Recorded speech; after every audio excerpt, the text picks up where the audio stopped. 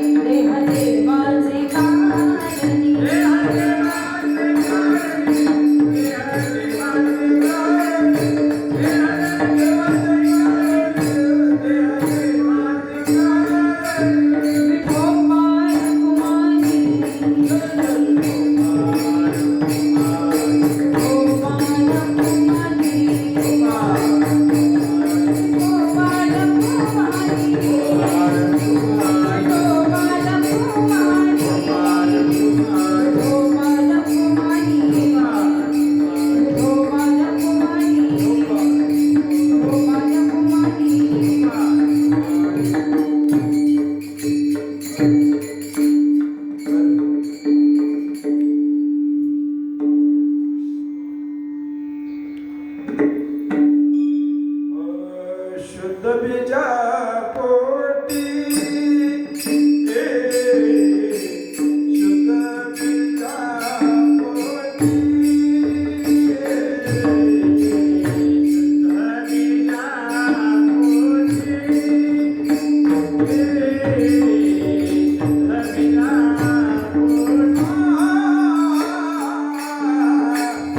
शुद्ध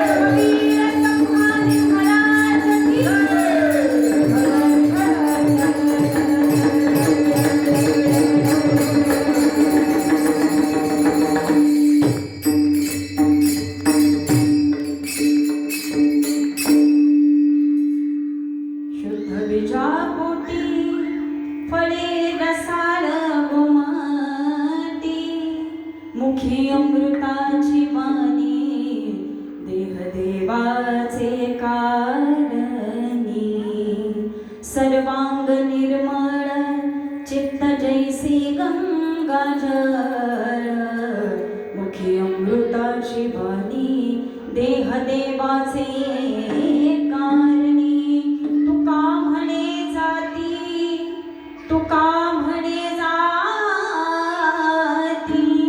तापे दर्शने विश्रांती मुखी अमृताची वाणी देह देवाचे कारणी विठ्ठल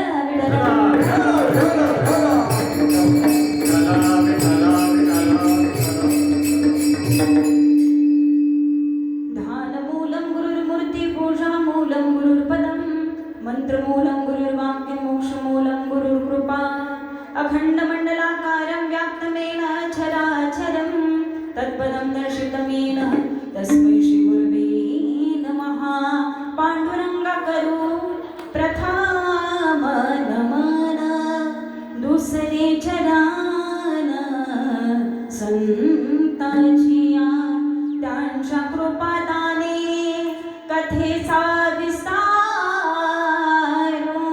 बाबाजी सद्गुरु दास तुका ओम नमो जियात्या वेद प्रतिपाद्य जय जय स्वसंवेदात्मरूपा देवा तुझी गणेशो सकलथमती प्रकाशो मणी निवृत्तिदासो अवधारी जोजे ओम नमो ज्ञानेश्वराय ओम नमो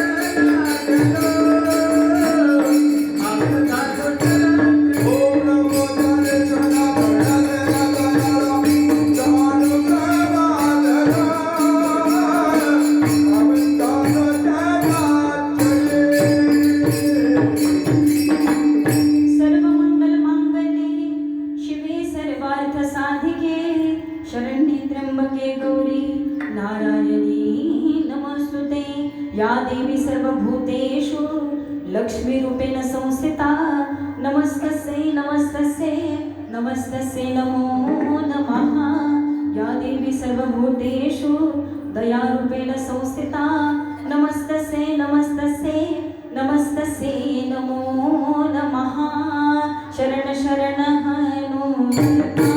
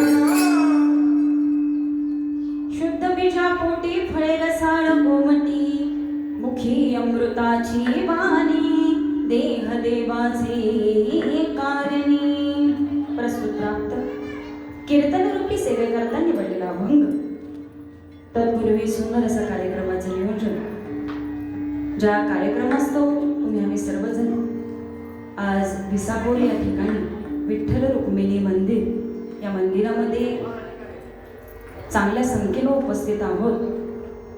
आपल्या गावचे लाडके, गावावरती प्रेम करणारे, देशावरती प्रेम करणारे, देशसेवा काय असावी, सैनिक काय असावा आणि जीवनाचा त्याग काय असावा, सुंदर असं आपले जीवन व्यतीत करणारे आदरणीय आमचे सुभेदार विजयदादा सर्जेराव शिंदे यांच्या चतुर्थ पुण्यस्मरणानिमित्त हा सुंदर असा हरिकीर्तनाचा कार्यक्रम इथे नियोजित केलेला आहे. ही सेवा मला ज्यांच्या माध्यमातून मिळाली त्यांच्या सौ आमच्या प्रियंकाताई शिंदे यांच्या माध्यमातून खरं तर मला ही कीर्तन सेवा मिळाली. मी साताऱ्यात होते आणि अचानक ताईंचा फोन आला की आपल्याला दादांची पुण्यतिथी साजरी करायची आहे आणि या पुण्यस्मरणाच्या निमित्तानं कीर्तनाचा कार्यक्रम ठेवायचा आहे. आनंद वाटला की आपल्या गावातनं एक कॉल येतो आणि आपल्या मुलीला आपल्या घरातल्या एका कीर्तनकार म्हणून आपण जी इथं ही सेवा करण्याची संधी दिली त्याबद्दल सर्व शिंदे कुटुंब परिवार यांचे मी शतशः आभार व्यक्त करते. आता शिंदे आणि कदम यांच्या जरा जवळचे संबंध आहेत. माझी आई शिंदेच्या घरातली आहे, त्यामुळं आईचं माहेर हे शिंदे मंडळी आले आणि आमचं कदम आडनाव आलं, परंतु माझ्याच आजोळच्या घरामध्ये जणू कार्यक्रम केल्यासारखी अशी माझ्या घरातली सेवा माझ्याकडे आली. मी शतशः प्रथमतः शिंदे कुटुंब परिवार आमच्या प्रियंकाताईंचे शतशः आभार व्यक्त करते. त्यांना जाऊन आज 3 वर्ष पूर्ण होत आहेत. आजचं हे 4थं वर्ष सुरू आहे आणि आज या 4थ्या पुण्यस्मरणाला हा कीर्तनाचा कार्यक्रम होतो आहे.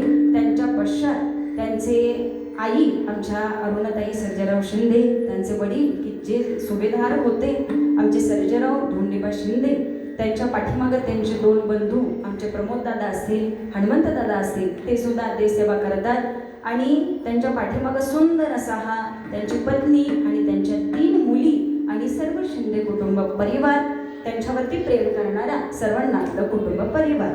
आणि सुंदर अशा या निमित्तानं आमचे दादाच्या वेळी भरती झाले. 1999ला ते भरती व्हावेत आणि 2022ला त्यांची शहीद होण्याची तारीख असावी आणि तो सगळा सोहळा तुम्ही आम्ही सर्वांनी डोळ्याने पाहिलेला होता. आणि त्यांचा शेवट, त्यांचा अंतकाळ, ज्यावेळी त्यांची बॉडी विसापूरमध्ये आलेली होती, संपूर्ण महाराष्ट्रभरमध्ये सर्व TV बातम्यांना ही सगळी बातमी व्हायरल होत होती. लडाखमधून येत असताना एका बसमधून मैबापोह झालेला प्रकार होता आणि त्यामध्ये आपले दादा शहीद व्हावेत, देशसेवा करत असताना आलेला हा काळ होता. परंतु आपली व्यक्ती आहे ती शहीद तत्वावरती जाते आणि आपल्या माणसाला समाजानं आणि सर्व सरकारी नियमामध्ये मैबापो मिळालेला हा मान मुजरा आणि मिळालेला हा सन्मान हा त्या एकट्याचा नाही तर आपल्या संपूर्ण विसापूरचा आणि माझ्या समोर बसलेले सर्व आजी माजी सैनिक संघटनेतील माझे सर्व देशसेवक, कारण इथं बसलेली बरेच मंडळी महाराज आज रिटायरमेंट होऊन आपला उत्तरार्ध घालवत आहेत. त्यामुळे देशसेवा काय असावी, देशभक्ती काय असावी आणि हे सैनिकांचं जीवन काय असतं हे मी तुम्हाला सांगायची गरज नाही, कारण आपलं गावच देश सैनिकाच्या नावानं ओळखलं जातं. विठ्ठल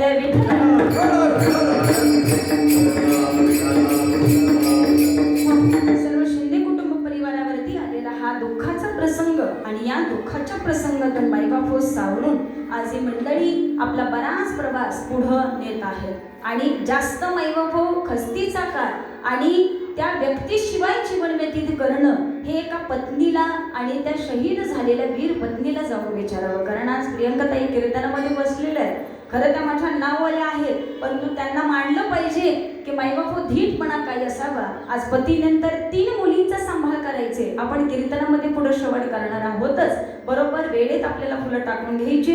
परंतु आजचा निवडलेला अभंग हा फक्त आणि फक्त विजयदादांकरता, विजयदादांच्या त्यागाकरता, त्यांच्या भक्तीकरता, त्यांच्या निष्ठेकरता आणि त्यांच्या देशसेवेकरता आणि अशा मुलाला जन्म दिलेल्या त्या आई वडिलांकरता आणि त्यांच्या त्यागाकरता. विठ्ठल विठ्ठल.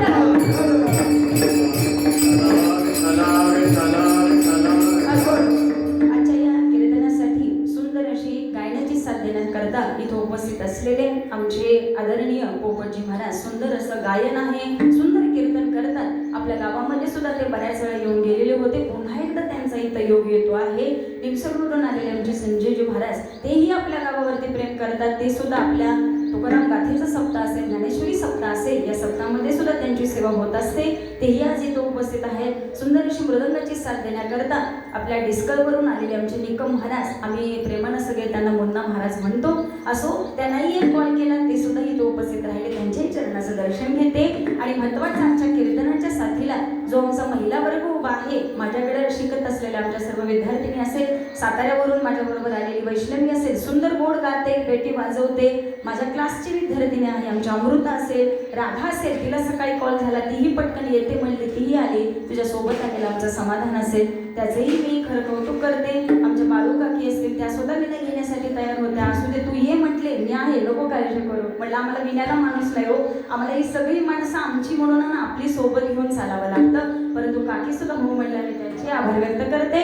आमच्या विसापूरच्या महिला भजनी मंडळातल्या आमच्या दोन्ही काकी असतील, त्याही सुंदर अभंग गातात, त्याही सेवेकरता उभा राहिल्या, त्यांच्याही चरणाचं दर्शन घेते. आणि समोर उपस्थित असलेला माझ्यावर, आपल्या गावावर आणि देश सेवेवर, भगवंतावर प्रेम करणारा हा विसापूर ग्रामस्थ समाज, सर्व महिला वर्ग, पुरुष वर्ग, सुंदर अशी साऊंड सिस्टीम देणारे आमचे अनिल काका, त्यांच्याही चरणाचं दर्शन घेते. सर्वांचे धन्यवाद व्यक्त करते. आणि आता जास्तीचा वेळ न लावता मी माझ्या कीर्तन सेवेला प्रारंभ करते. विठ्ठल विठ्ठल.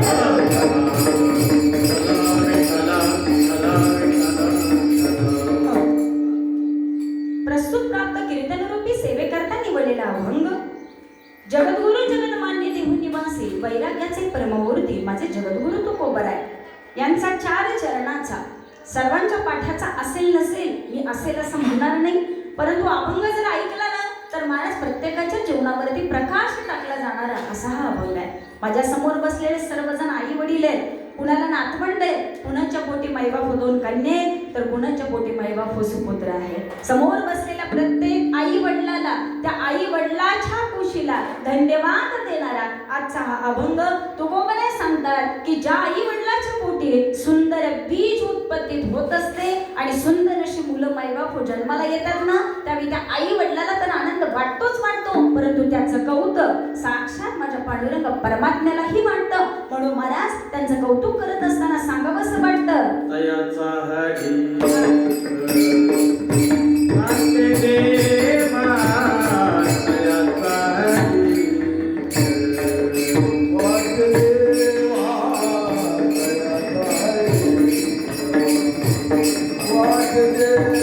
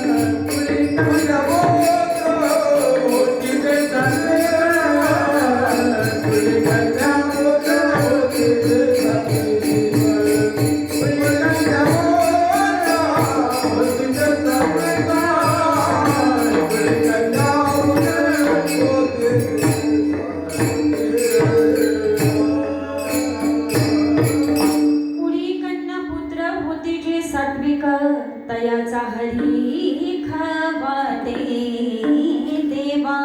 देवाला सुद्धा आनंद होतो जर संतती चांगली असेल.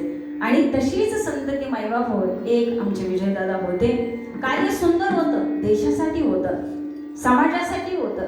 मायबाप एक वाक्य बोलून जाते, साधू संत सांगून जातात, जी व्यक्ती समाजसेवा करते, जी व्यक्ती देशसेवा करते आणि देशसेवेमध्ये जिचं आयुष्य व्यतीत झालं, महाराज त्या व्यक्तीला आज आम्हासारख्या अनेक साधकांना मोक्ष प्राप्ती करता साधन करावं लागतं, देव प्राप्ती करता रात्रंदिवस भजन कीर्तन करावं लागतं, देव मिळावा याच्याकरता मायबाप आम्ही ध्यान धारणा समाधी करत राहतो. परंतु शास्त्र असं सांगतं की जी व्यक्ती देशसेवा म्हणून कार्यरत असते, जिचं आयुष्य देशाकरता खर्चित होतं, मायबाप त्या व्यक्तीला मोक्ष मिळवण्याकरता आता दुसरं साधन करायची गरजच मिळत नाही. अशा व्यक्तीने मायबाप मोक्षाकरता आता देवाकडे धावा करायची गरज नाही, कारण देशासाठी झालेल्या त्याग हाच मायबाप त्यांच्याकरता मोक्ष आहे. विठ्ठल विठ्ठल.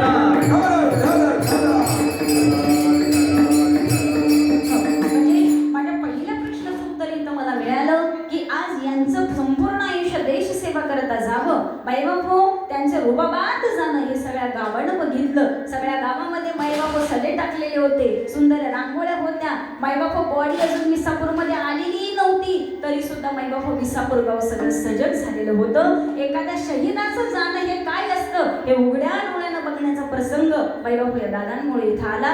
या आधी बरीच लोक गेली असं मी म्हणत नाही, कारण अनेक शहीदांचं मायबाप कार्य या विसापूरमध्ये होऊन गेलेलं आहे. परंतु आमच्या डोळ्यांनी जे आम्ही पाहिलं त्यातलं एक उदाहरण म्हणजे हे विजयदादा होते.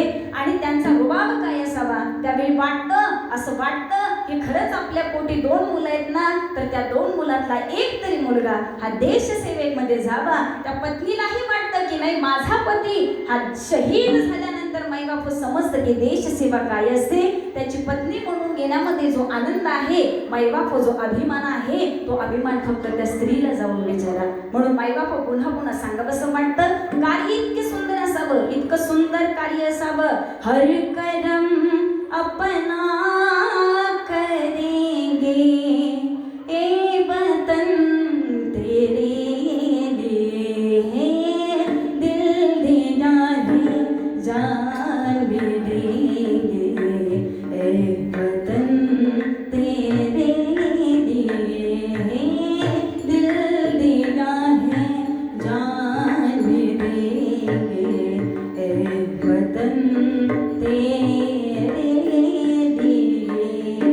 अगदी असं जीवन हे यांचं होतं महाराज. म्हणून सांगावंसं वाटतं, तुकोबराय सांगतात, अशी संतान ज्या आई वडिलाच्या पोटी जन्माला येते ना, मायबाप हो त्यांची फळं सुद्धा गोड असतात. अशाचं कौतुक देवाला वाटतं. मायबाप हे जीवन असं आहे की मुखी अमृताची वाणी, देह देवाचे कारणे. साधू संतांचं आयुष्य असं आहे की मुखामध्ये फक्त देवाचं नाम, अख्खा आयुष्यात देवाला वाहून टाकावं आणि मायबाप आपल्या आयुष्याची सार्थकता करावी. नवे नवे त्यांचं चित्त इतकं निर्मळ आहे ना की सर्वांग चित्तानं फक्त देवस्मरण व्हावा असं साधन, अशी भक्ती आहे माझ्या साधू संतांची. अशा साधू संतांचं दर्शन ज्याला होतं त्याचे त्रिविध तापांचा नाश होतो, हे मी सांगत नाही, जगद्गुरु तुकोबरायांच्या अभंगामध्ये सांगून जातात. म्हणून अशा लोकांचं श्रेष्ठत्व, अशा साधू संतांचं श्रेष्ठत्व आज आपल्याला या कीर्तनातून श्रवण करायचं आहे. म्हणून आजचं कीर्तन ऐकत असताना माझा तुम्हा सर्वांना हात जोडून विनंती आहे, एका बाजूला देशसेवा करणाऱ्या व्यक्तीचा त्याग पाहावा आणि एका बाजूला समाजसेवा आणि देवाच्या भजनाकडे मायबाप समाजाला ओढून घेणाऱ्या माझ्या साधू संतांचा त्याग बघावा. म्हणून एका बाजूला साधू संत पाहावेत आणि एका बाजूला माझा देश सैनिक पाहावा. आजच्या कीर्तनाचा सहयोग आपल्याला या 2 गोष्टींनी श्रवण करायचा आहे. विठ्ठल विठ्ठल.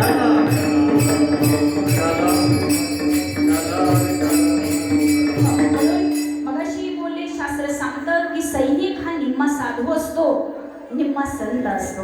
सांगण्याचं कारण असं, तुकोबरायांच्या जीवनामधला गोड प्रसंग.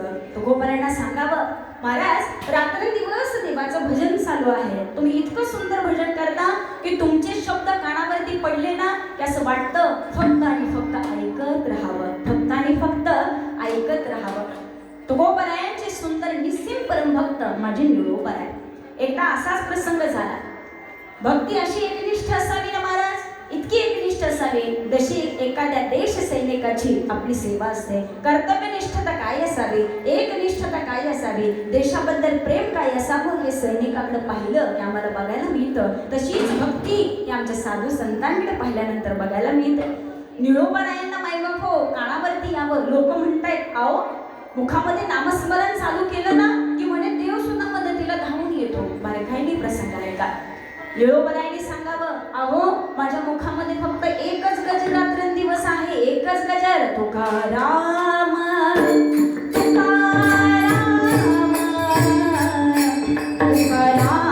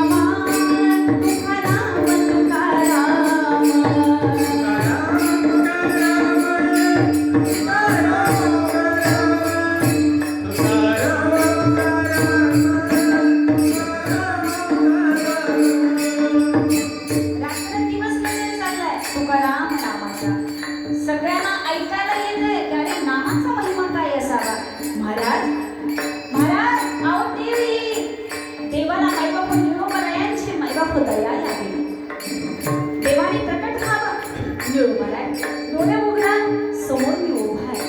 निळोबरायाने डोळे उघडावे, समोर बघावं तर मायबाप पांडुरंग परमात्मा उभा दिसतो आहे. निळोबराय, काय पाहिजे तुम्हाला? बोला ना, तुमच्या समोर उभा आहे. निळोबरायांचं वाक्य ऐका महाराज. अरे देवा, तुला बोलवलं कोणी? तुला कोणी बोलवलं? अहो निळोबराय, असं काय बोलताय? रात्रंदिवस तुमचं भजन चालू आहे. अहो देवा, तुम्ही म्हणताय ते खरं आहे, तुम्ही म्हणताय ते खरं आहे, मी रात्रंदिवस भजन करतोय, पण मी तुम्हाला नाही बोलवलं.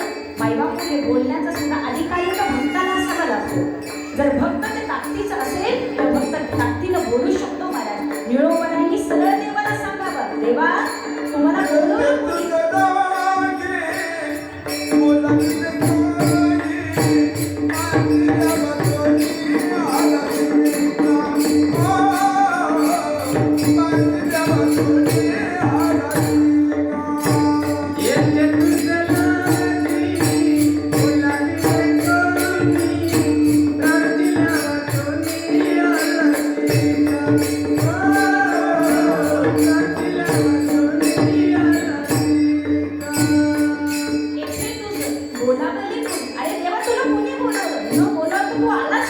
मायबाबा बोलतोय कोण? एक भक्त बोलतोय. नाही देवा, मी तुला बोलवलं नाही. अहो निळोबराय, काय सांगताय तुम्ही?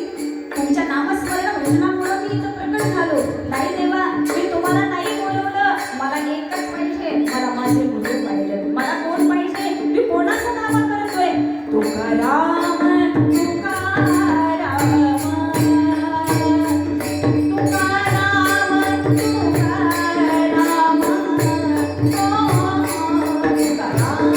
तुकाराम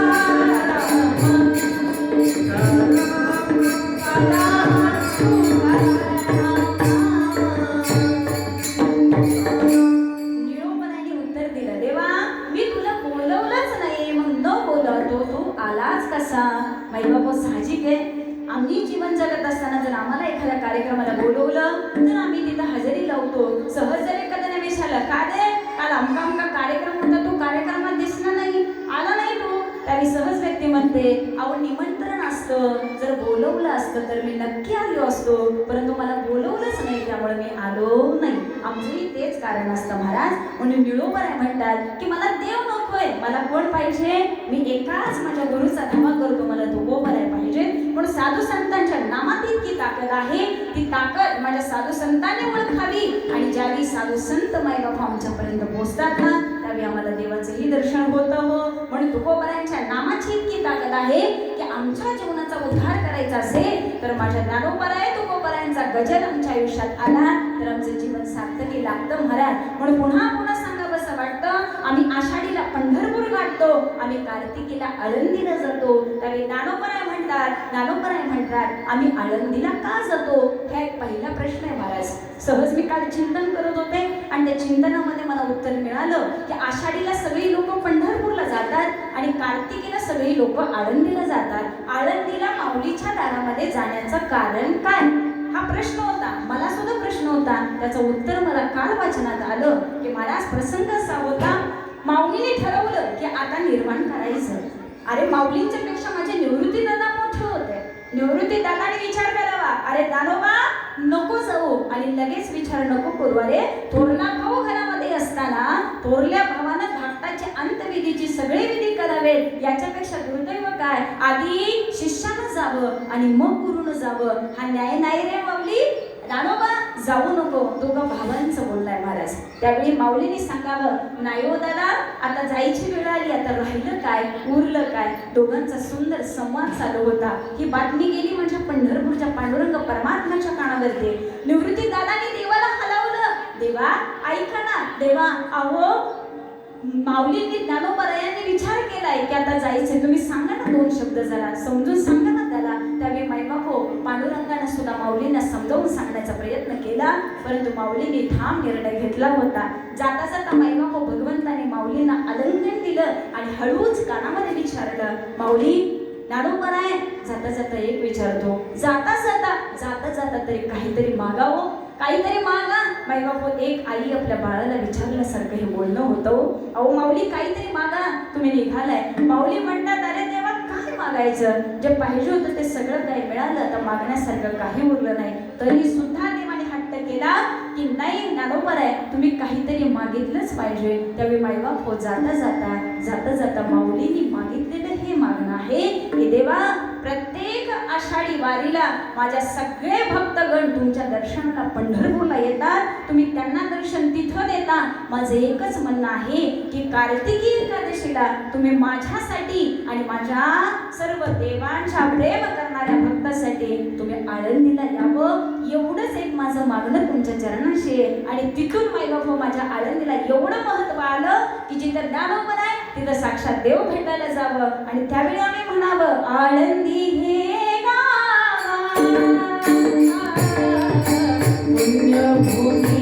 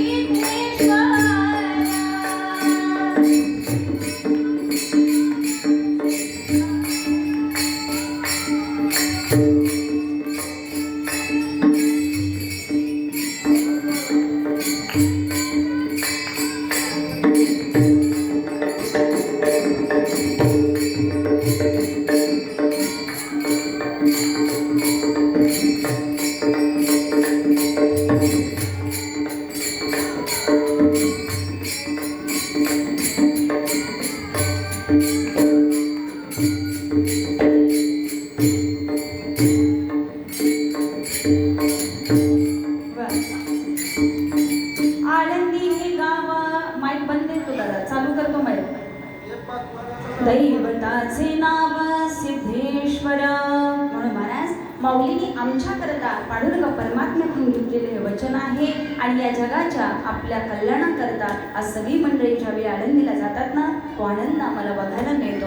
म्हणून पुन्हा सांगावंसं वाटतं की जिथं मायबाबा शुद्ध बीजाची पेरणी केली जाते, मायबाबा तिथं पीकही सुंदर येतं आणि त्याचं फळही सुंदरच खायला मिळतं. जसं एखादा आंब्याचं रोपटं ते बीज आम्ही व्यवस्थितरित्या लावलं, त्याची काळजी संगोपन छान घेतले, तर मायबाबा गोड आंबे आम्हाला खायला मिळतात. तसं महाराज आमची संस्कृती आणि संस्कार आमच्या मुलांमुळांवरती सुंदर जर झाले तर हेच संस्कार पुढे एक आदर्श व्यक्ती आणि चांगली व्यक्ती आम्हाला पाहायला मिळते. म्हणून मला ज्यावेळी आम्ही साधू संतांचं सुंदर चरित्र आणि गुणगान ऐकतो ना, त्यावेळी आम्ही फक्त ऐकायचं आणि सोडायचं असं कधीच ऐकायचं नाही. त्याचं एक कारण आहे, ज्यावेळी आम्ही जनाबाई ऐकतो ना, त्यावेळी आम्ही शोधावं की माझ्यामध्ये कुठं जनाबाई तर नाही ना. त्यावेळी शोधावं की माझ्यामध्ये कुठेतरी छत्रपती संभाजीराजे शिवाजीराजे यांचे गुण तर नाहीत ना, मी तुकोबरायांसारखं तरी वाटत नाही ना, मी ज्ञानोबरायांसारखं तरी वागत नाही ना, असं स्वतःचं परीक्षण करण्याचं काम तुम्ही आम्ही करावं. म्हणून महाराज म्हणजे तुकोबराय सांगतात, हा अभ्यास आम्ही ज्यावेळी वाढवू, हे आत्मपरीक्षण आम्ही ज्यावेळी करू त्यावेळी बाईबापो आमच्या जीवनाचं सार्थकता आमच्याकडे येत असते. म्हणून तो कोपराय आम्हाला सांगून जातात की तुम्ही बीजाची पेरणी ही शुद्धरित्या करा, त्यावेळी त्याचं मिळणारं फळ सुद्धा तुम्हाला गोडच मिळेल. अभंगाचं प्रथम चरण.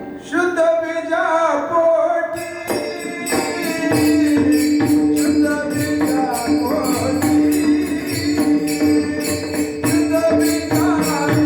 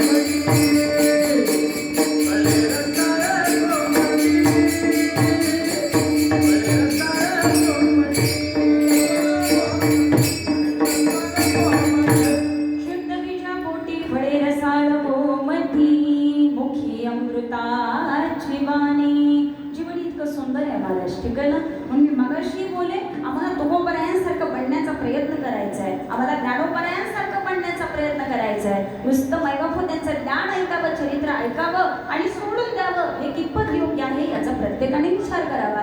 कारण माझ्या समोर बसलेली सर्व वरिष्ठ आदरणीय आपापल्या क्षेत्रामध्ये उच्च पदावरती कार्यरत असणारी सगळी मंडळी आहे, ठीक आहे ना. आता जे आले आमचे ज्योतिनाना असतील, सुंदर व्यक्तिमत्व, गावामध्ये दानी कार्य असते आणि त्यांना साथ करणारी अनेक परिमंडळी, आमचे नवनाथ काका असतील, आमचे बाळू काका असतील, बरीच मंडळी समोर बसल्यात महाराज. परंतु सांगण्याचं तात्पर्य असं, आम्ही मोठे व्हायला लागलोय, आम्ही जीवन जगतोय, परंतु आपल्या जीवनावरती प्रत्येकाने विचार करण्याचा एक मुद्दा आमच्या समोर आहे की आम्ही आतापर्यंत जगलो, परंतु जगत असताना आम्ही संसारामध्ये कितपत व्यतीत होतो आणि संसार करत असताना आम्ही परमार्थामध्ये आमचं कार्य कितपत व्यतीत केलं. हा मुद्दा आहे माझा मायबाप. त्याचं कारण एक आहे, जीवन जगत असताना त्याग हा अतिशय महत्वाचा आहे. व साधू संतांचा त्याग तिथंच येतो, एका देश सैनिकाचा त्याग तिथंच येतो. म्हणून तुकोबराय सांगतात की मैबाप संस्कार इतके सुंदर ठेवा की या दादांची पत्नी मैबाप एका इंटरव्ह्यू मध्ये ताई बोललेल्या होत्या, एका वीर पत्नीची इंटरव्ह्यू या एका चॅनलला घेतलेली होती आणि प्रियंका ताईंची एक इंटरव्ह्यू त्याच्यामध्ये आहे, अनेक लाखो व्ह्यूज त्याला आलेले आहेत. त्यांचं जे बोलणं होतं अतिशय परखडपणे त्या बोलत होत्या की महाराज आपल्या पोटी असलेल्या मुलांचं संगोपन करणं आणि या 3 मुलींकरता आता आपलं आयुष्य व्यतीत करणं एवढंच आता माझं कार्य राहिलं. हे एका आईचं वाक्य आहे महाराज. मला त्यांचा उदो करायचा नाहीये, परंतु एक आई ज्या ताकदीनं बोलते त्या ताकदीनं एक साधू संत सुद्धा बोलत असतात का. कारण साधू संतांचं कार्य आहे तुमच्या आमच्या उद्धाराचं आणि आमचं कल्याण कसं होईल त्या कल्याणाकरता साधू संतांचं आयुष्य जावं आणि मुलाबाळांचं कल्याण कशात होईल, मुलं बाळा सुंदर कशी घडतील याच्यामध्ये माझ्या आई वडिलांचं जीवन व्यतीत होतं. 3 मुली पोटी असाव्यात. अहो एका मुलीला तर वडिलांचा स्पर्शही मिळालेला नसावा. एखादी मुलगी मायबाप चित्रकलेच्या स्पर्धेमध्ये पहिल्या नंबरने पास व्हावी, त्या स्वतः त्यामध्ये त्या बोललेल्या आहेत आणि त्या मुलीची इच्छा होती काका मी ड्रॉइंगच्या त्या स्पर्धेमध्ये पहिली आले. ते म्हणाले बाळा तुला काय बक्षीस पाहिजे सांग. त्यावेळी त्या या दादांच्या थोरल्या मुलीचं वाक्य आहे महाराज. त्या मुलीनं सांगावं, दादा काका मला दुसरं काही नकोय, फक्त माझी एकच इच्छा आहे की माझे बाबा माझ्याकडे आले पाहिजे आणि ते बक्षीस, आणि त्यांनी जर मला पाहिलं, ते जर त्यांनी कौतुकाने जवळ घेतलं ना, तर ते बक्षीस मला मिळालेला जमा आहे. त्या मुलीची एकच मायबाप इच्छा होती की माझे वडील माझ्या जवळ पाहिजे. ज्यावेळी त्या बाळाला माहितीही नाही की आपले वडील जागेत कसे, त्यांचं कार्य काय असावं, परंतु वडिलांसारखं माझं जीवन असावं, त्या मुलांमध्ये लहानपणापासून संस्कारात्मक घडलेले हे कार्य आहे महाराज. त्या आईची इच्छा आहे की माझ्या मुली कोण डॉक्टर बनेल, कोण पोलीस बनेल, कारण वडिलांची इच्छा होती की माझ्या 2 मुली मी एकीला मायबाप डॉक्टर करेल आणि एकीला पोलीस बनवेल. हे वाक्य महाराज आहे काही वडिलाचं. वडिलांनी स्वप्न बघावे, साधू संतांनी सुद्धा स्वप्न बघावी की माझा समाज हा मायबाप ज्ञानी असावा, सुंदर असा ज्ञानात्मक व्हावा आणि मायबाप चराचरामध्ये फक्त नामस्मरण गुंजत राहावं आणि देव काय आहे, परमार्थ काय आहे याचाच प्रचार प्रसार व्हावा. एवढे एकच मागणं माझ्या साधू संतांचं आहे का, हेची आम्हा करणे काम, हेची आम्हा करणे काम.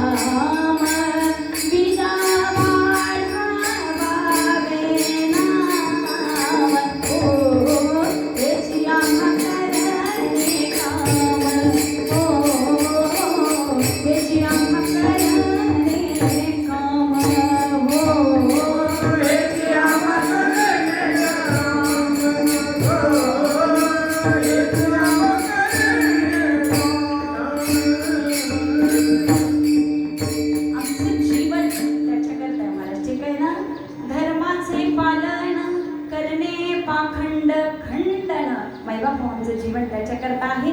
साधू संतांनी दाखवून द्यावं आणि त्यांनी तसं जगावं सुद्धा. म्हणून मनास एक आई वडील आणि एक साधू संत, एक तत्व असं आहे की मायबाप आई वडिलाला बाजूला करावं, साधू संतांना पाहावं. म्हणून मायबाप जगामध्ये एकच संत असे होऊन गेले की अख्खा समाज आणि अख्खं जग त्यांना फक्त माऊली नावानं ओळखतं आणि ते म्हणजे ज्ञानोबराय होऊन गेले. कारण या माऊलींनी संपूर्ण जगाला आपल्या पोटामध्ये ठेवावं आणि या जगाकरता मायबाप आपलं जीवन व्यतीत करावं. 21व्या वर्षी मायबाप जाण्याचा निर्णय घ्यावा की नाही, आता झाले एवढं कार्य भरपूर झालं आणि आता मात्र गेलं पाहिजे. मायबाप हा विचार येणं सुद्धा खूप मोठं काम आहे, ठीक आहे ना. म्हणून पुन्हा पुन्हा सांगते, एका देश सैनिकाची पत्नी म्हणून घेणं, अभिमान वाटणं ही वेगळी गोष्ट आहे, समाजात छान मिरवता येतं. परंतु मायबाप गेलेल्या शहीद पतीची पत्नी म्हणून पुन्हा पाठीमागं राहणं हे जगणं सुद्धा खूप अवघड असतं. हे त्या स्त्रीला जाऊन विचारा. परंतु तरी सुद्धा आपला पती आपल्या सोबत आहे, देश सेवेत जणू कार्य करतो आहे आणि तो आपल्याला पाहतो आहे. मायबाप एवढा सुंदर अनुभव जर एक स्त्री घेत असेल तर याच्यापेक्षा भक्ताचा अनुभव काय वेगळा असणार आहे. म्हणून जाता जाता सांगते, भक्तही सांगतात, नाही माझी माऊली मला डोळ्याने दिसू दे, नाही माझे तुकोबाऱ्या मला डोळ्याने दिसू दे. अरे परंतु त्यांचा गाथा, त्यांचं ज्ञान, त्यांचं चरित्र आमच्या सोबत इतकं आहे की जणू माऊल्याने तुकोबाऱ्या माझ्या घरामध्ये माझ्या सोबत वास करतायत. हा आनंद आणि हा अनुभव आहे एका भक्ताचा, तोच आनंद आणि तोच अनुभव आहे एका शहीद पत्नीचा. विठ्ठल विठ्ठल.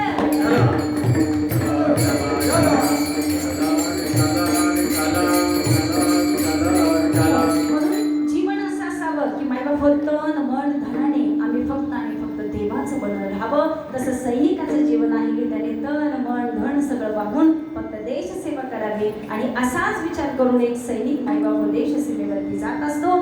कारण ते जातील कधी आणि माघारी येतील कधी हे आम्ही सांगू शकत नाही. जाताना ते आमचे आहेत, आल्यावर ते आमचे आहेत, परंतु पुन्हा माघारी आमचे म्हणून येतील का नाही सांगू शकत नाही. कारण जीवनाची शाश्वती नाही महाराज. म्हणून आशा आपल्या जीवावरती उदारपण ठेवून मायबाप म्हणजे सेवा करतात ना, ते माणसं खरंच उच्च आहेत. म्हणून तो खूप सांगतात, जीवन असं असावं, जीवन असं असावं, आम्ही बेड्यासारखं जीवन जगावं, देवा करता बेड व्हावं, रात्रंदिवस भजनात राहावं. समाजानं आम्हाला बेड म्हटलं तरी चालेल, त्याला वेड लागलंय, त्याला समजेना आपण काय करावं काही नाही, माईबाप समाजाने वेडा म्हणा, परंतु आता आम्ही देवा करता वेडे होणार का?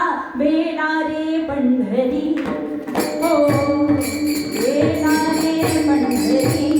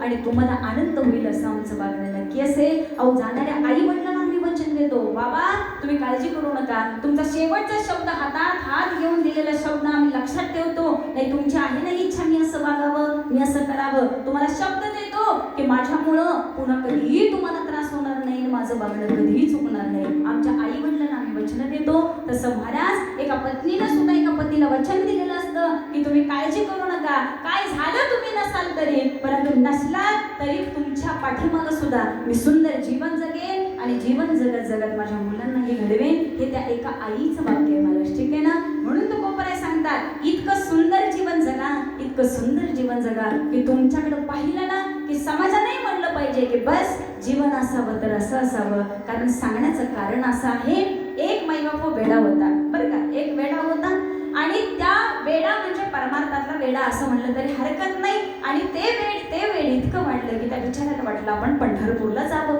आणि हे बिचारं गेलं ना पंढरपूरला, सुंदर असं मायबाप वाळवंटामध्ये गेलं, सुंदर पाणी असं सुरू होतं आणि त्या पाण्यामध्ये आता स्नान करावं हा मोह आहे, प्रत्येक भक्ताला असतो. आता त्याला असं वाटलं की नाही नदीमध्ये आपण स्नान करावं, त्याचं पुण्य आपण प्राप्त करून घ्यावं. परंतु जाता जाता माईबाप सोबत कुणी नव्हतं, त्याला टेन्शन आलं, मी जर आंघोळ करायला नदीमध्ये गेलो आणि माझी कपडे जर मी इथं ठेवली आणि माझी कपडे जर कुणी उचलून नेली तर घरात माईबाप ढिगभर कपडे आमच्या पडलेले असतात, परंतु आंघोळीच्या तीर्थक्षेत्रावर जर आम्ही गेलो तर आम्हाला काळजी लागते आमच्या चप्पलची आणि काळजी लागते आमच्या कपड्यांची. परिणाम असा झाला की माईबाप आता कपडे कोण सांभाळणार. त्याला असं वाटलं की नाही ही कपडे कुठेतरी सुरक्षित ठेवली पाहिजेत. शेवटी तो वेडाच होता. बारकाय नाही का महाराज, वेडा कसा असावं. शेवटी तो म्हणला नाही मी एक काम करतो, इथं सुंदर अशी सगळीकडे वाळवेल, इथं खड्डा खांदतो आणि त्या खड्ड्यात माझी कपडे पुरून ठेवतो, वरून वाळू टाकतो, जेणेकरून मी आलो की माझी कपडे सुरक्षित राहतील. पुन्हा त्यालाच प्रश्न पडला, नाही ही जर कपडे मी इथं झाकून ठेवली आणि पुन्हा माघारी आलो आणि जर ती जागाच मला सापडली नाही तर पुन्हा त्याला टेन्शन आलं. पुन्हा त्याने विचार केला, नाही एक काम करतो, ही कपडे ते खाली पुरतो आणि त्याच्यावरती मी माझा सोबत आणलेला तांब्या ठेवतो. बारकाई नाही का, आता तांब्या ठेवायचं त्याचं धाडस झालं, परंतु पुन्हा त्याच्या डोक्यात विचार आला, पण माझा तांब्याच कुणी चोरून नेला तर. शेवटी वारकरी आहे, तो वेडा आहे, तो भक्त आहे, मायबापून तांब्या कुणी नेला तर करणार काय, प्रश्न त्यालाच पडत होता, उत्तर तो शोधत होता. पुन्हा त्याने विचार केला, नाही एक काम करतो, हा तांब्यास वाळूमध्ये पुरून ठेवतो. त्यानं आयडिया केली, ते कपडे घेतले, त्या मायबाप वाळूमध्ये पुरले, त्याच्यावरती वाळू टाकले आणि तो जो तांब्या होता तो पालता घातला आणि तो तांब्या वाळूमध्ये पुरला आणि वरती तांब्या जो शिल्लक होता त्याच्यावरती मायबाप वाळू लावली. परिणाम असा झाला, तुमच्या आमच्यासारखे अनेक वेडे तिथं निघालेले होते. त्यांनी बरोबर पाहिलं की अरे बहुतेक इथं काहीतरी नियम दिसतोय की आंघोळीला जायच्या आधी प्रत्येकाने इथं तांब्या ठेवावा आणि पहिल्यांदा शिवजीची पिंड तयार करावे आणि पूजा करूनच बहुतेक चंद्रभागेमध्ये उतरायचं आहे. शेवटी आपल्यासारखे वेडे होते, सगळ्यांनी पाहिलं, येणाऱ्या जाणाऱ्याने माईबाप सगळ्यांनी त्याचं अनुकरण केलं. जसं त्यांनी तांब्या ठेवला तशी सगळी बाकीची आली. एकाने इथं तांब्या ठेव, त्याच्यावरती वाळू ठेव, तिथं पिंड तयार झाली. तुमच्यासारखा तिसरा आला, त्यानं तांब्या ठेवला, त्याच्यावरती वाळू ठेवली, तिथं चौथी पिंड. आता हा पठ्ठा आंघोळ करून आला, आता बघतोय तर माझी पिंड आता याच्यात कुठली.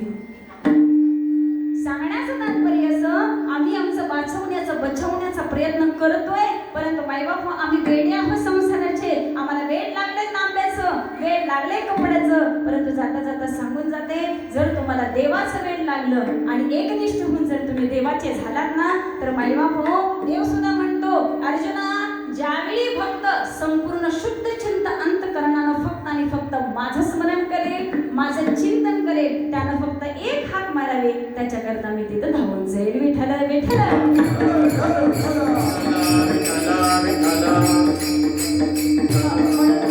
जीवन इतकं सुंदर असावं, साधू संतांसारखं असावं. तुकोबरायांचं असंच होतं. तुकोबरायांनी भजन चालू केलं ना, तर मायबापू छत्रपती शिवाजी राजांचं आज जाता जाता सांगून जाते, दादांचा चतुर्थ पुण्यस्मरण आहे आणि आज छत्रपती संभाजी राजे यांची तारखेनुसार पुण्यतिथी आहे बरं का, महाराज जयंती आहे. आणि सुंदर असा तो सोहळा साताऱ्यात कोरेगावात येताना चालू होता. आम्ही नमस्कार केला की आजचा हा सुंदर योग आहे, कारण माझ्या संभाजी राजांचा त्याग सुद्धा बारका नव्हता महाराज. देश सेवा नाही, या रयतेसाठी मायबाप आपलं जीवन घालवलं होतं आणि 40 दिवस या रयते करता आपला शेवट कसा गेला होता हे सगळ्याला ज्ञात आहे. कारण राजा होणं इतकं सोपं नाही आणि रयतेसाठी मायबाप एक राजा होऊन मरणं तेही इतकं सोपं नाही. म्हणून महाराज देश सैनिक होणं इतकं सोपं नाही आणि देशासाठी शहीद होऊन मरणं ते सुद्धा इतकं सोपं नाही. विठ्ठल विठ्ठल.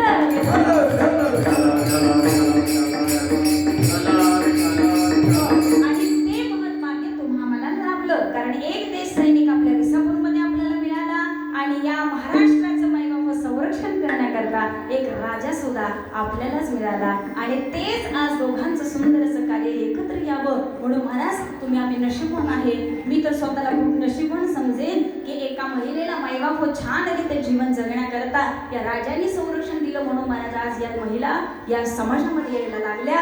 आज प्रत्येक महिला आज पायलट आहे, आज प्रत्येक क्षेत्रामध्ये आमची महिला आहे, काही करू शकत नाही. म्हणून पुन्हा पुन्हा सांगावं असं वाटतं, या योगदान बलिदान करणाऱ्या प्रत्येक मायबाप वीर वीर वीर वीर वीर आणि त्यागी मंडळींना नतमस्तक होऊन आमचं आयुष्य मायबाप त्यांच्या खर्ची लागावं एवढंच एक त्यांच्याबद्दल बोलावं असं वाटतं. का? कारण ए मेरे वतन के लोगों जरा आँख में भर लो पानी, जो शहीद हुए हैं उनकी जरा याद करो कुर्बानी. ए मेरे वतन के लोगों. सुंदर असं आमची वतन आहे, आमची मायभूमी आहे. म्हणून पुन्हा पुन्हा सांगावंसं वाटतं, या मायभूमीचा अभिमान आम्हाला असलाच पाहिजे. साधू संतांच्या महाराष्ट्रभूमीमध्ये तुम्ही आम्ही नांदतो याचा अभिमान आम्हाला असलाच पाहिजे. म्हणून पुन्हा पुन्हा सांगावंसं वाटतं, साधू संतांचं जीवन कसं आहे, ते कसे जीवन जगतात. अभंगाचं द्वितीय जग. मुखी अमृताची वाणी, मुखी अमृताची वाणी, मुखी अमृताची वाणी, अमृताची वाणी. देवाचे कारणी, देवाचे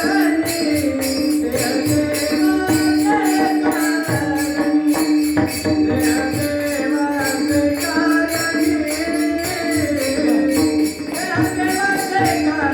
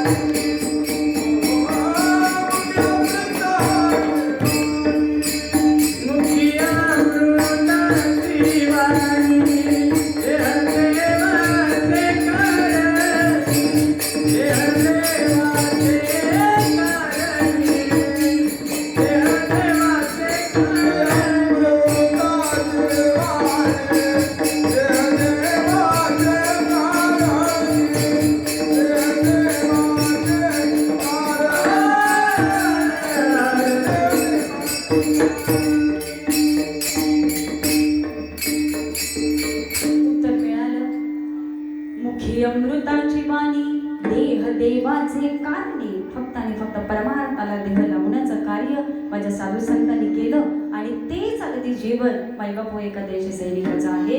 तुम्ही म्हणाल महाराज आज हे चिंतन का चालू आहे? कारण मी आज कीर्तन सुरू करण्यापूर्वी एकच सांगितलं की आज आम्हाला ऐकायचंय फक्त देशसेवक, देश सैनिक आणि मायबापू आपल्या जीवनाचं कार्य.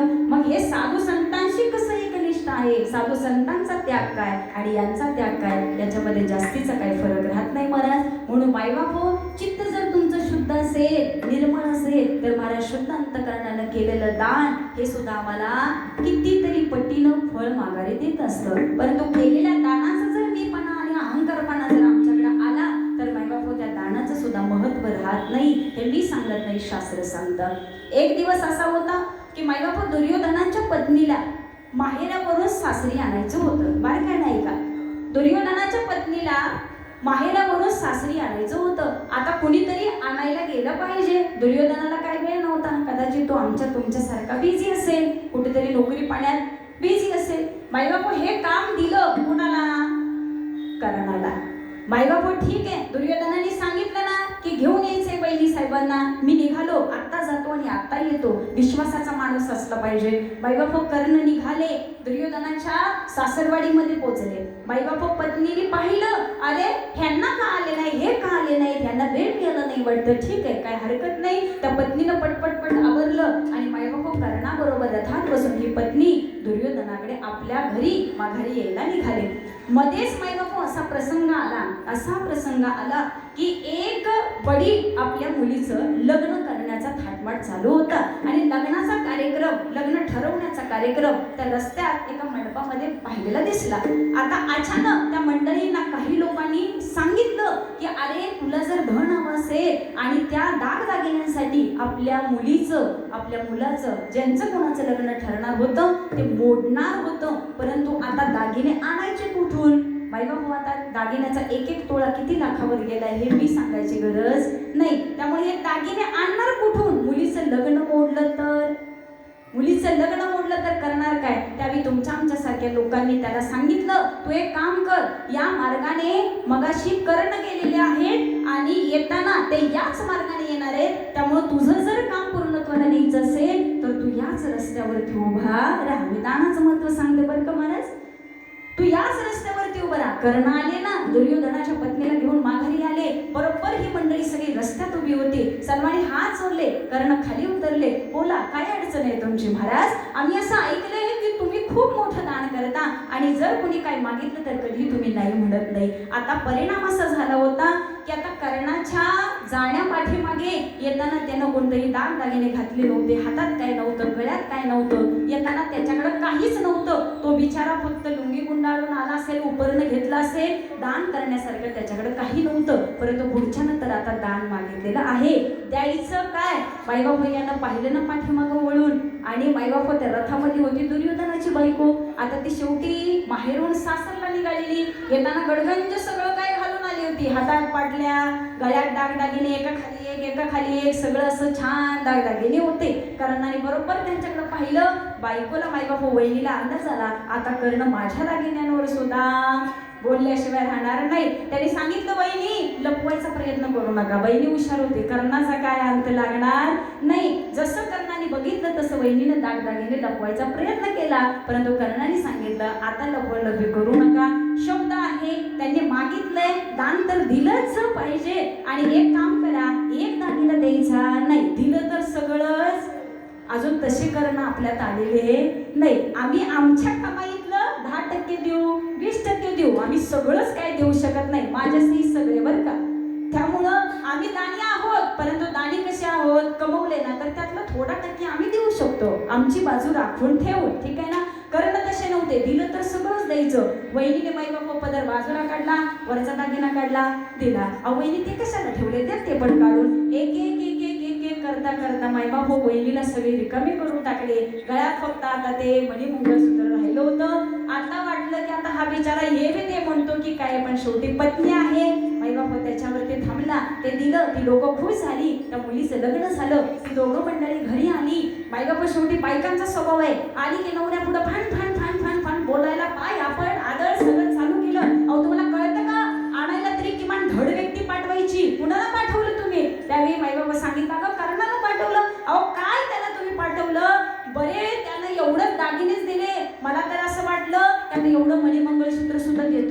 असं. दुर्योधन म्हणले देवाचे आभार मान. कशाचे माई बापू? आता दुर्योधन त्याच्यापेक्षा हुशार होता. अगं विचार कर, त्या कर्णाने फक्त तुझे दागदागिने दिले. समजा पुढं असणाऱ्या व्यक्तीच्या मुलाचं जर लग्न असतं आणि त्याला जर मुलगीच मिळत नसते तर कदाचित तुला सुद्धा त्यानं तिथं घेऊन टाकली असती. हे कर्णाचं दान आहे. त्यामुळे आभार मान की आपल्याला आपण सुखरूप घरी आलो. सांगण्याचं तात्पर्य असं की जीवन असं असावं, पूर्ण त्यागमय असावं, परंतु तसा त्याग आज आम्हाला बघायला मिळत नाही. म्हणून महाराज जीवन ज्यावेळी आमचं जगतो ना त्यावेळी आम्हाला हे उद्बोध आमच्या कारणी येतात की देह देवाचे कारणे. का? चित्त शुद्ध असल्याशिवाय हा भाव सुद्धा आमच्या अंतःकरणामध्ये येत नाही. म्हणून मायबापो मन शुद्ध असावं, चित्त शुद्ध असावं. का? कारण या शुद्ध चित्तानं देवाचं भजन केलं तर साक्षात देव सुद्धा मायबापो प्रकट होऊ शकतो. नामदेव महाराजांनी छोट्याशा वयामध्ये देवाला सांगावं, देवा नैवेद्य खाण्यासाठी तुला यावंच लागेल. बाळाचं शुद्ध चित्त होतं महाराज. त्या शुद्ध चित्ताचा विचार करून साक्षात पांडुरंग परमात्मा मूर्तीतून बाहेर आला आणि मूर्तीतून बाहेर येऊन महाराज नामदेवांचा प्रसाद ग्रहण केला. तसंच आमचं चित्त असलं पाहिजे. म्हणून महाराज साधू संत हे शुद्ध चित्त असतात ना, म्हणूनच अख्खा समाज त्यांच्या हृदयामध्ये बसतो आणि मानव जाती करता त्यांचं जीवन व्यतीत होतं. म्हणून एक देश सैनिकाचं चित्त सुद्धा तितकंच निर्मळ असतं. पत्नी म्हणते की अहो तुमच्या नोकरीची गरज नाही, तुम्ही सोडून द्या नोकरी, तिथं आपण कष्ट करू, तुम्ही शेती करा, मी तुम्हाला मदत करते. नको देशसेवा, नको देशसेवा, आम्हाला ते गरजेचं नाही, आम्हाला तुम्ही महत्वाचे आहात. परंतु त्याच देश सैनिकाचं वाक्य ऐकायला मिळतं, अगं नशीबवानाला आणि भाग्यवानाला देशसेवा करायला मिळते आणि तू असं काय बोलते. हे वाक्य सुद्धा यायला मोठं काळीज असावं लागतं. का? कारण ते चित्त शुद्ध आहे. तिथं मरणाची पर्वा नाही, तिथं जीवाची पर्वा नाही. म्हणून महाराज त्या चित्ताचं सुंदर वर्णन तुकोबराय अभंगाच्या तृतीय चरणामध्ये करतात.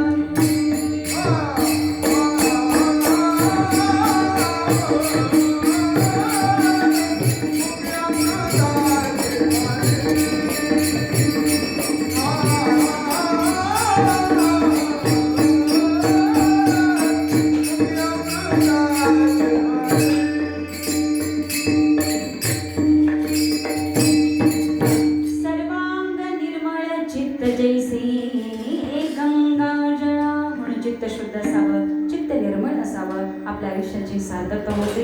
म्हणून महाराज आयुष्य जगत असताना आज आम्ही सगळ्यांशी निर्मळपणानं राहावं. अन्यथा आम्ही वागताना एक वागतो आणि पाठीमागून त्या व्यक्तीबद्दल दुसरं बोलतो.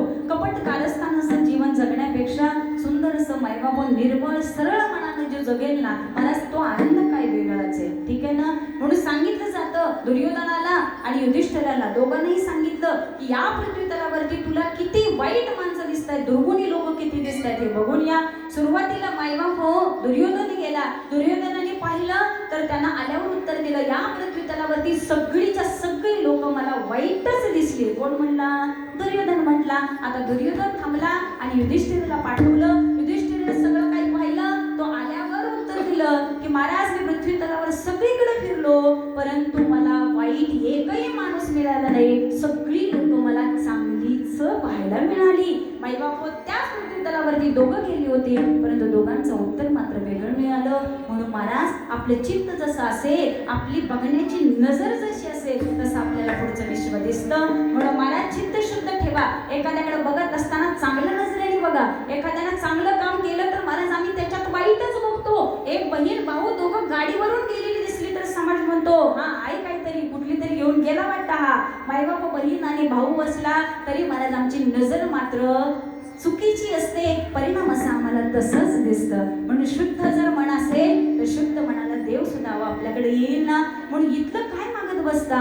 इतकं सगळ्याला सगळं मिळेल. पैसा आला की सगळ्या गोष्टी मिळत असतात. आम्ही आनंदाने जीवन जगत असतो, परंतु महाराज हे सोडून सुद्धा आम्हाला छान जगायचंय. आणि त्यावेळी माईबाप आमच्याकडे एक सकारात्मकता येते. साधनेचं ते तत्व आमच्याकडे येतं. त्यावेळी आम्ही देवाला सुद्धा वचन देतो की देवा, आता तू जसं म्हणशील ना त्या पद्धतीनं आम्ही जगू. देवा, तुला आनंद वाटेल तसं मी राहू. माईबाप हेच वाक्य त्या विजयदादांच्या पत्नीचं त्या दादांना होतं. त्या 3 मुली आहेत महाराज. जाता जाता सांगून जाते, आपला पती गेल्यानंतर त्याचं दुःख त्याच पत्नीला असतं. समाज विसरून जातो. माझे वडील गेले, समाज विसरून गेला, परंतु ते गेलेल्या वडिलांची कमी काय आहे हे आम्हाला येऊन विचारा, कुटुंबाला येऊन विचारा. त्यामुळे पती गेले हे समाज विसरून जाईल. पुढे आणखी 10 वर्षांना सगळे विसरतील, परंतु आपल्या माणसाची कमी आयुष्यात काय आहे हे त्या एका स्त्रीला जाऊन विचारावं. त्या मुलींना जाऊन विचारावं की आपल्या वडिलांचं सुख काय आहे. जर वडील असतील तर माईबाप दिवाळी कधीही आमची रिकामी जाणार नाही. आम्हाला कपडे मिळतील, फटाके मिळतील. ज्यावेळी दुसऱ्या वडिलांकडे पाहू त्यावेळी आमच्या वडिलांची आम्हाला नक्की आठवण येते. म्हणून तो कोपरायत ज्ञानोपरायण आम्ही कधी विसरू नये. कारण आमचा माई बाप आमचे साधू संत आहेत आणि तीच गोड शिकवण त्यांनी आम्हाला दिली. मग माझ्या साधू संतांना काय आवडतं? आपल्या आई वडिलांनी सांगावं आणि मुलांनी जगावं. आई वडिलांना आनंद. तसं महाराज आमच्या साधू संतांनी समाजाला सांगावं आणि भक्त मंडळींनी ऐकावं, तर माझ्या साधू संतांनाही आनंद होतो. म्हणून साधू संत म्हणतात, या कलियुगामध्ये तुम्ही बाकी काही करू नका, काहीच करू नका, फक्त राम नामाशिवाय आणि नामस्मरणाशिवाय राहू नका. म्हणून जिथं जिथं कीर्तन ऐकायला मिळेल, जिथं जिथं भजन कानावरती पडेल, तिथं हाताने टाळी वाजवा आणि गोड भगवंताचं भजन करा. प्रेमाने सर्वांनी हात वर करा. शेवटची 2 मिनिटं भजन करू आणि कीर्तन संपू. आणि प्रेमाने बोला, प्रामाणिकपणे बोला. विठोबा रखुमाई, विठोबा रखुमाई, विठोबा रखुमाई, विठोबा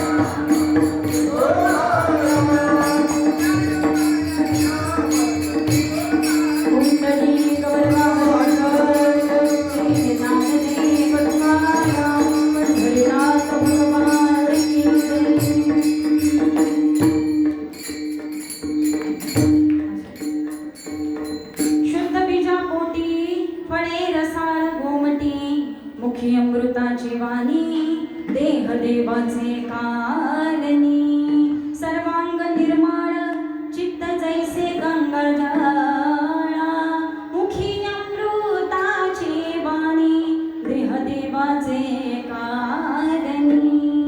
अभंगाच्या अगदी उत्तरार्धामध्ये आम्ही आलेलो आहोत. शेवटचे 5 मिनिट. म्हणून महाराज जीवन आम्हाला जगायचं कळालं. दादांकडे पाहिलं की आयुष्याचा त्याग समजतो, साधू संतांकडे बघितलं की परमार्थ करतो. मग हा परमार्थ आणि संसार याची सुंदर सांगड घालून मला आयुष्य जगायचं आहे. आणि हे आयुष्य जगत असताना प्रत्येकाने विचार करा, आपल्या आयुष्याचा किती कालावधी आपण पैसे कमवण्यामध्ये घालवला, आपल्या आयुष्याचा किती कालावधी आम्ही संसार करण्यामध्ये घालवला. तर जाता जाता शेवटची काही वर्ष तरी आम्ही देवाचं भजन करावं ना. मग हे भजन करत असताना आजच्या अभंगात जे सांगितलं तसं चित्त शुद्ध ठेवा, अन्यथा इकडं राम राम राम राम म्हणायचं आणि त्याचं वाटोळं होते, तो असलाच आहे, तो तसलाच आहे, त्यानं मला असं केलं, त्यानं मला तसं केलं, असं करण्याचं आयुष्य केलं तर राम नामाचा सुद्धा उपयोग होत नाही. सगळं पाठीमागं सोडायला शिका. बाईबापू सगळं सोडून बाईबापू वैर बाजूला ठेवून आम्ही पुढे गेलं पाहिजे. हा भाव आणि हा स्वभाव आहे माझ्या साधू संतांचा आणि तेच त्यांनी आम्हाला जगायला शिकवलं आणि तसं आम्हाला जगता आलं पाहिजे.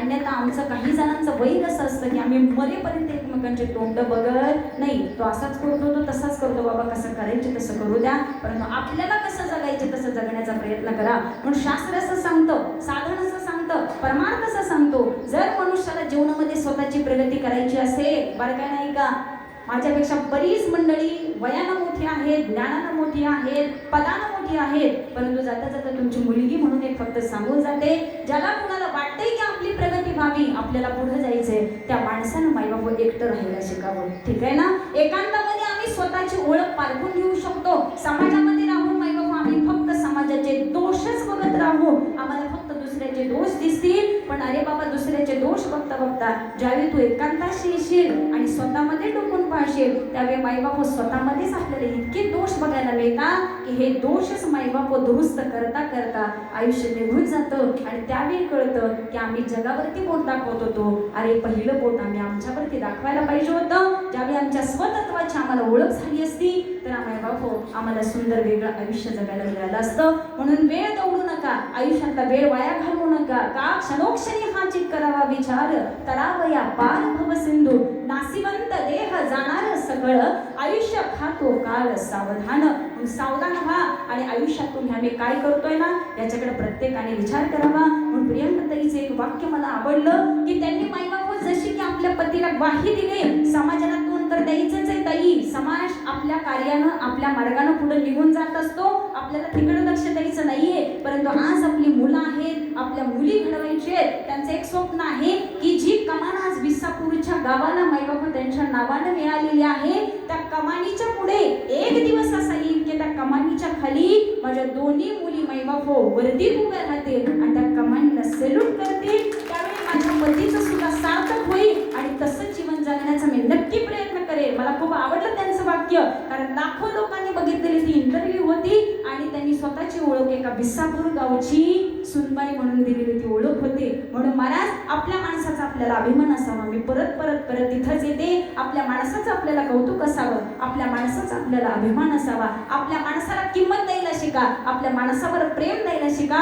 कारण आपल्यावरती वाईट प्रसंग आला तर दुसरी लोक आणि परगावची लोक इथे येणार नाही, कारण ती व्यक्ती जर इथं असेल तर आमचं विसापूर गावच आमच्या कामी येईल. म्हणून जाता जाता सांगून जाते की एक वडील त्या मुलांना ज्यावेळी मुकला जातो ना, त्यावेळी त्या वडिलाकरता एकच वाक्य बोलावं असं वाटतं, बाप स्वाभिमानी बाळा त्याचा कणखर काना, त्याच्या हृदयात सुद्धा लाजाळूची संवेदना, बाप स्वाभिमानी बाळा त्याचा कणखर कणा, त्याच्या काळजात सुद्धा लाजाळूची संवेदना, त्याची पहाडाची छाती, त्याचे हृदय गुलाब, त्याच्या घामाचा थेंबाना हिऱ्या मोत्याचा रुबाब, बाबा स्वाभिमानी बाणा त्याचा कणखर कणा, त्याच्या काळजात सुद्धा लाजाळूची संवेदना, बापा घराचा तो पाया, आई कळस त्यावर, बापा घराचा तो पाया, आई कळस त्यावर, जेव्हा खचतो ना पाया तेव्हा कोसळते घर, जेव्हा खचतो ना पाया तेव्हा कोसळते घर, बाप स्वाभिमान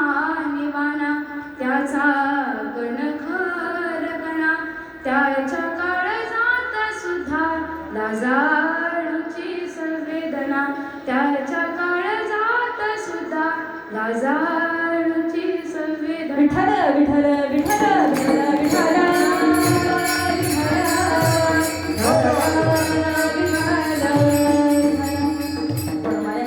वडील तो वडील असतो, तो कुणाचाही असो, माझा असो, तुमचा असो, कुणाचाही असो.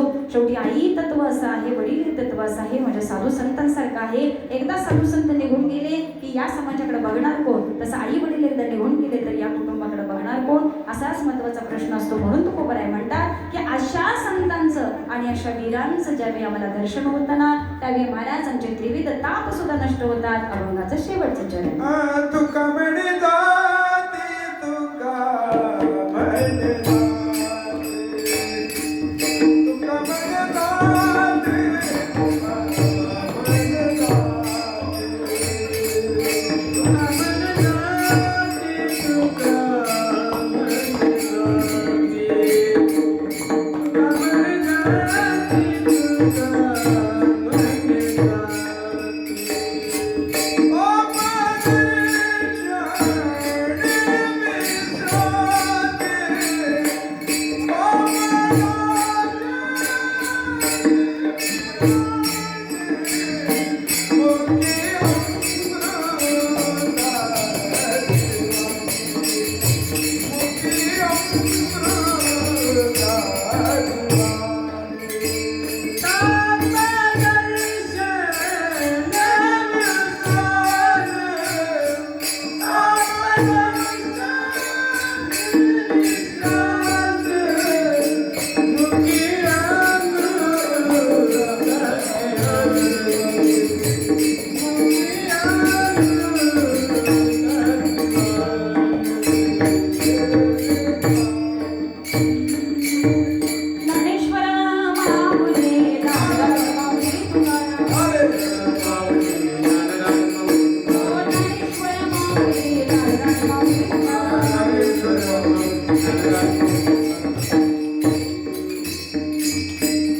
जाती. झालेली सेवा तुम्ही सर्व संत मायबाप, सर्व विसापूर ग्रामस्थ तुम्हा सर्वांच्या चरणाशी समर्पित करते. दादांवरती प्रेम करणारा हा समाज, त्यांचा सर्व कुटुंब परिवार, त्यांच्या पत्नी असतील, त्यांच्या तिन्ही मुली असतील, त्यांचे आई वडील असतील.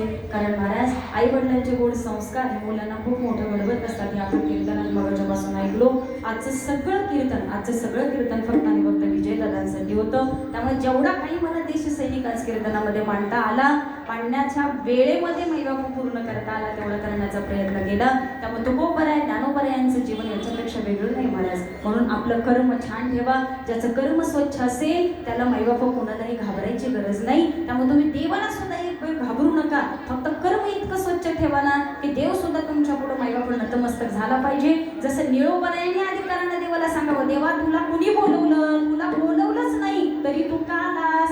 मैबापू हे वाक्य बोलायला सुद्धा डेअरिंग लागतं बरं का. आणि ते वाक्य माझ्या निळोबरायांनी देवाला बोललेलं आहे. तसाच अधिकार आपल्याकडे असला पाहिजे. अहो कुणी बोलवलं तुम्हाला? तुम्हाला विचारलं कीर्तन कसं झालं? तुम्हाला सांगितलं कुणी करावं? कुणी बोलवलं? गरज नाही महाराज, काही विचारायची गरज नाही. तुम्ही फक्त स्वच्छ राहा, तुमचं कर्म इतकं स्वच्छ ठेवा आणि स्वावलंबी बना आणि सुंदर आपल्या कर्मात राहा, कार्यात राहा. तुमची प्रगती निश्चित आहे.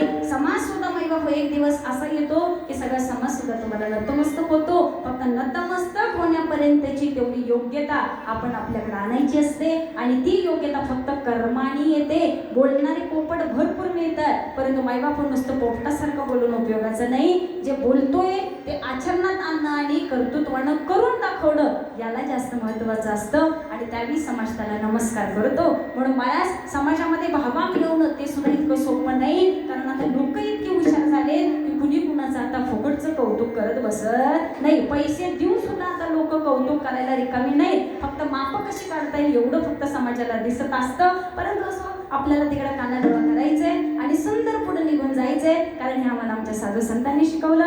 झालेली सेवा पांडुरंग परमात्मा, माझे आई वडील माझे सद्गुरू माझ्या वडिलांमुळं मी या क्षेत्रात आले आणि त्यांचा खूप मोलाचा वाटा आहे. प्रत्येक कीर्तनात मी त्यांचं नाव काढतच असते. का? कारण मी आता जिवंत असेपर्यंत जसं आपल्याकरता पांडुरंग परमात्मा देव आहे तसं माझ्याकरता माझे वडीलच देव आहे तसं म्हणायला हरकत नाही. तो भाव श्रद्धा आजही हृदयामध्ये आहे. असो, त्यांच्यामुळे ही सेवा करायला मिळाली. प्रियंका ताईंनी इथं कार्यक्रमासाठी आग्रह धरला. विसापूर ग्रामस्थांचं पुन्हा एकदा दर्शन झालं. पाठीमागं मी एका पुण्यतिथीच्या कीर्तनाला गावात आले होते. पुन्हा एकदा मला इथे यायची संधी मिळाली. तुम्हा सर्वांचे धन्यवाद व्यक्त करते. बोलताना जर एखादा शब्द चुकीचा गेला असेल तर मुलगी म्हणून क्षमा असावी. आमच्या घरात सुद्धा एक आर्मी मॅन आहे. माझे चुलते मायबाप आर्मी मॅन आहेत आणि माझ्या पुढे बसलेली माझी बरीच मंडळी मायबाप देश सैनिक आहेत. त्यामुळे त्यांचा उदो करत असताना आज मला सुद्धा गर्वानं बोलल्यासारखं वाटलं. कारण मी माझ्या लोकांचं आणि माझ्या गावाचं कौतुक करते. हा अभिमान वेगळा आहे. पुनश्च एकदा सर्व गायनाचार्य मंडळी असतील, माझ्याबरोबर आलेल्या माझ्या सर्व ताई असतील, विद्यार्थिनी असतील, मिनिकरी ताई असतील, मृदंगाचार्य असतील, समोर बसलेल्या सर्व श्रोतावर्ग असतील, आपल्या गावातली सर्व राजकीय सामाजिक आर्थिक क्षेत्रातील जी कोणी मंडळी असतील सगळ्यांच्या चरणाचं दर्शन घेते. आणि आजच्या कीर्तनात माझी आई सुद्धा इथं उपस्थित आहे. तिच्याही चरणाचं दर्शन घेते. आता याच्यानंतर फुलाचा अभंग होईल, त्यानंतर आरती होईल. घरातली सगळ्या मंडळींनी इथे यायचंय. आपण पुष्पवृष्टी करून घेऊया आणि आरतीनंतर सगळ्याला जेवण आहे. जेवण केल्याशिवाय कुठेही जायचं नाही. ही शिंदे कुटुंब परिवाराची आग्रहाची विनंती. तुकाराम तुकाराम